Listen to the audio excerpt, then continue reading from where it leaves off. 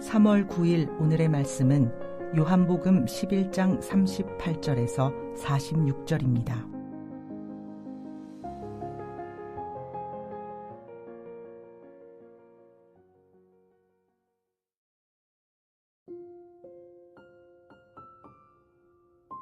이에 예수께서 다시 속으로 비통히 여기시며 무덤에 가시니 무덤이 굴이라 돌로 막았거늘 예수께서 이르시되 돌을 옮겨 놓으라 하시니 그 죽은 자의 누이 마르다가 이르되 주여 죽은 지가 나흘이 되었음에 벌써 냄새가 나나이다.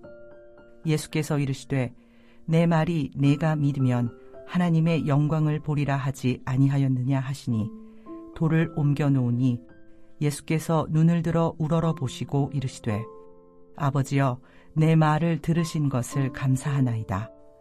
항상 내 말을 들으시는 줄을 내가 알았나이다. 그러나 이 말씀하옵는 것은 둘러선 무리를 위함이니 곧 아버지께서 나를 보내신 것을 그들로 믿게 하려 함이니이다. 이 말씀을 하시고 큰 소리로 나사로야 나오라 부르시니 죽은 자가 수족을 배로 동인 채로 나오는데 그 얼굴은 수건에 쌓였더라. 예수께서 이르시되 풀어놓아 다니게 하라 하시니라. 마리아에게 와서 예수께서 하신 일을 본 많은 유대인이 그를 믿었으나 그 중에 어떤 자는 바리새인들에게 가서 예수께서 하신 일을 알리니라. 요한복음 11장 38절에서 46절 말씀을 함께 묵상하겠습니다. 우리는 지금 요한복음 11장을 묵상 중입니다. 11장이 57절로 구성되어 있는데 5일 동안 11장을 묵상하는 중입니다. 상당히 길게 묵상하는 중이지요. 매일 성경 편집자께서 이렇게 일부러 편집을 했는지 모르지만 11장이 예수님의 행적과 표적과 말씀을 총망라하는 사건의 기록이며 자신이 왜 이 땅에 오셨는지 그리고 자신의 인성과 신성을 잘 보여주는 장입니다. 그런 의미에서 오늘 본문은 예수님의 인성과 신성을 잘 드러내고 있으니 그 부분을 묵상할 것이고요. 그리고 이 놀라운 영광을 본 사람들의 반응이 나누어지는 것에 대해서 생각해 보겠습니다. 오늘 본문에서 가장 선명하게 짝을 드러내며 나타나는 것이 예수님의 인성과 신성입니다. 본문 38절에 예수님이 다시 속으로 비통히 여기셨다라고 기록하지요. 다시라는 부사가 붙어 있는데요. 어제 본문 33절에 보면 예수님이 유대인들이 우신 것을 보시고 심령에 비통히 여기셨고 불쌍히 여기셨다고 합니다. 35절에는 예수님께서 눈물을 흘리시더라고도 기록되어 있습니다. 사실 저는 이 예수님의 눈물이 조금 의아해했습니다. 왜냐하면 몇 시간이 지나지 않아 나사로를 살리실 것이기 때문입니다. 죽은 나사로를 살리러 오신 예수님은 그를 살리실 것이기 때문에 이토록 비통하고 애통하고 눈물을 흘릴 이유가 없기 때문이죠. 그럼에도 예수님이 이토록 눈물을 흘리고 비통하게 여기신 이유는 두 가지로 생각해 볼 수 있습니다. 첫 번째는 죽은 나사로의 죽음 앞에 슬퍼하는 그의 가족과 친지와 누이들 때문일 것입니다. 죽음 앞에 속절없이 고통스러워하는 자신을 따르는 무리들로 인해서 예수님은 눈물을 흘리고 애통하고 비통해 하셨습니다. 지체의 아픔과 지체의 슬픔을 간과하지 않으시고 이 아픔과 슬픔을 자신의 아픔과 슬픔으로 공감하시는 분이 바로 예수님이셨습니다. 그래서 예수님은 비통과 슬픔으로 우셨지요. 두 번째 이유는 사탄의 권세로 인한 죽음을 보고 비통히 여기셨을 것입니다. 하나님께서 존귀하게 창조하신 사람들이 죄로 인하여 죽음을 경험하며 하나님과 영원한 단절 가운데 놓이는 지금의 현 상황을 보시면서 애통해 하셨을 것입니다. 죽음 아래 놓인 사람들, 하나님과 단절된 가운데 깨진 세상에서 소망 없이 살아가는 사람들의 종말을 보면서 애통하고 슬퍼하고 우셨을 것입니다. 성도 여러분, 우리 주님은 하나님의 아들로 오셨지만 그분은 인간이 되셨고 인간으로 사셨습니다. 인간으로 사신 예수님은 사람들이 느끼는 아픔과 슬픔과 낭망 그리고 희노애락을 모두 경험하셨습니다. 죽음 아래 놓인 인간, 사랑하는 이의 죽음을 보며 통곡하는 인간, 죽음을 경험하며 하나님의 영원한 단절 아래 놓인 인간의 질곡과 슬픔과 탄식을 하시고 경험하시고 공감하셨습니다. 그렇게 우리가 예수님 앞에 나아갈 수 있습니다. 우리가 경험하는 모든 아픔을 다 예수님께서 경험하셨기에 우리가 그분께 나아가 우리의 슬픔과 아픔과 탄식을 모두 내어놓을 수 있습니다. 그리고 모두 고백할 수 있지요.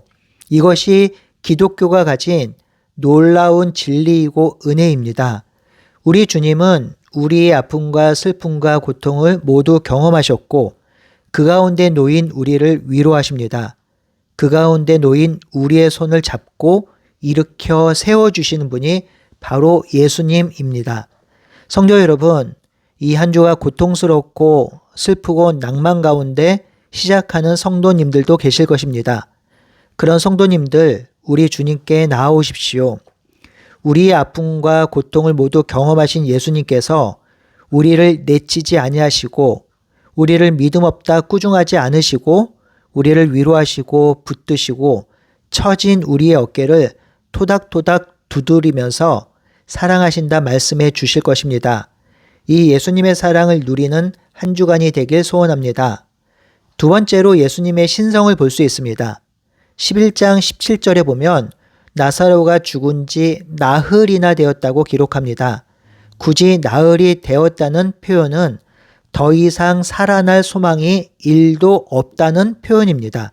어떤 유대인들은 사람이 죽으면 약 3일 정도는 망자가 시신 옆에 머무른다고 생각했습니다. 그러니 3일 전에는 혹시라도 살아날 수도 있다라는 생각을 하기도 했습니다. 왜냐하면 의술이 발달하지 않았던 그 시대에 사람이 완벽하게 죽었다는 것을 잘 알지 못했기 때문입니다. 그래서 사람이 3일 동안 깨어나지 못하면 진짜 완벽하게 죽은 것으로 이해하곤 했습니다. 그런데 나사로가 죽은 지 나흘째가 되었습니다. 4일째가 되었습니다. 죽은 나사로가 혹시라도 살아날 가능성은 완벽하게 제로 0%입니다. 그런 때에 예수님께서 오셨지요. 모두들 완전하게 포기하고 자기 일상으로 돌아가는 그때 예수님께서 죽은 나사로의 무덤으로 오셨습니다. 그리고 말씀하십니다. 내가 죽은 나사로를 살릴 것인데 내가 이렇게 행함은 너희로 살아계신 하나님을 믿게 하기 위함이라고 41절에 말씀하십니다. 이렇게 말씀하시고는 큰 소리로 나사로야 나오너라 부르십니다. 여러분, 이 세상에 누가, 이 세상에 어떤 존재가, 이 세상에 어떤 사람이 무덤에 갇힌 지, 무덤에서 죽은 지 나흘이나 된 썩은 몸을 가진 사람에게, 아니 시체에게 살아나오너라고 소리칠 수 있나요? 어떤 존재가 그렇게 죽은 자를 일으킬 수 있나요? 어떤 인간이 사망의 그늘에 앉은 시체에게 일어나라고 외칠 수 있을까요? 아무도 없습니다.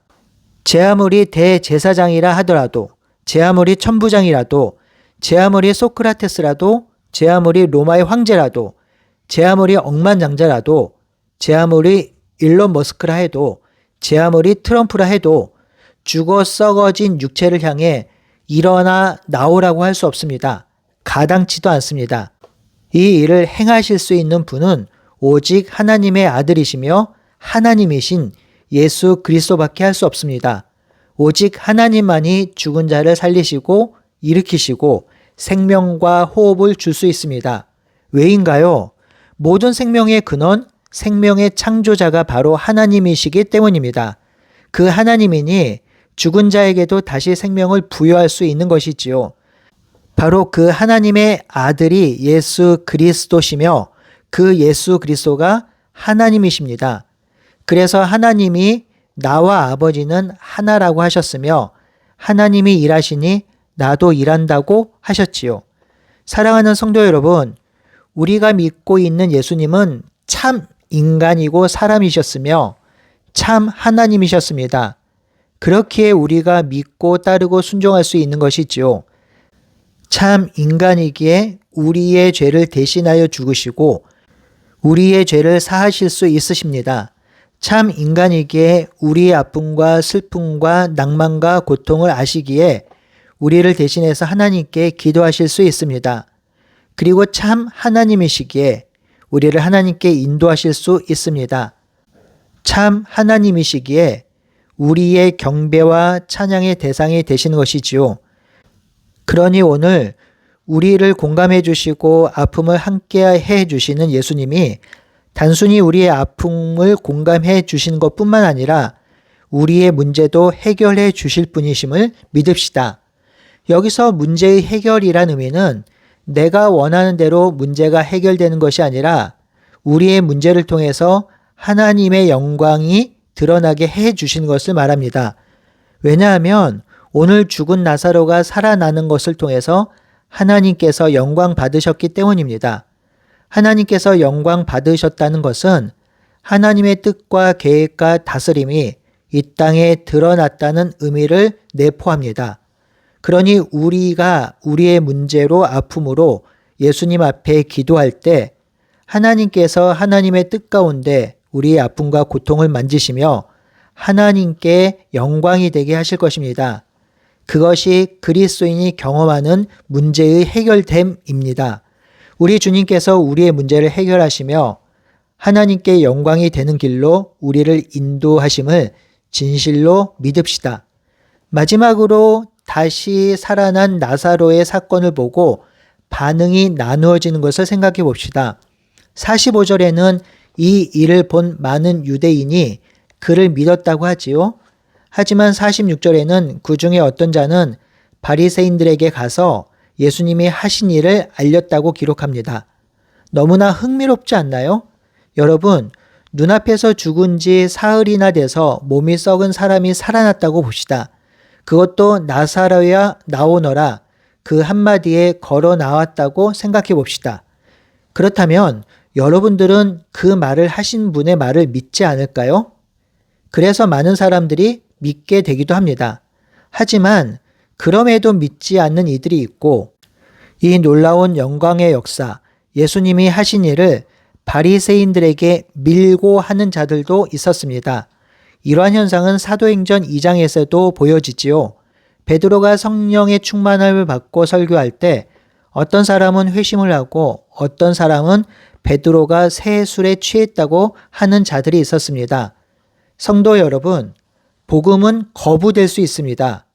복음을 선명하게 전해도 믿지 않을 수 있습니다. 믿게 하고 회심하게 하는 일은 인간이 할 수 없습니다.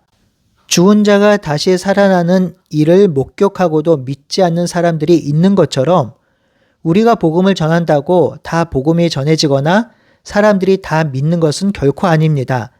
그러니 복음 전도를 할 때 회심하지 않고 사람들이 귀 기울이지 않는다고 낙심할 필요가 없습니다. 이 결과는 주님께 맡기고 우리가 감당해야 할 것들, 즉 우리에게 주어진 사명에 집중하고 복음 전도와 회심 사역을 아름답게 감당할 수 있는 우리 모두가 되길 바라고 소원합니다. 함께 기도하겠습니다. 하나님, 예수님께서는 사람으로 오셨고 하나님의 아들이셨고 하나님이셨습니다.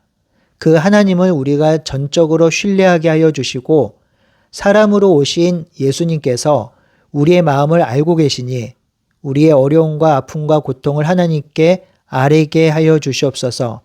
그리고 예수님이 하나님의 아들이시고 하나님이시니 우리의 고통과 아픔을 통해서 하나님의 영광을 드러내게 해 주시옵소서. 살아계신 예수님의 이름으로 기도드리옵나이다. 아멘.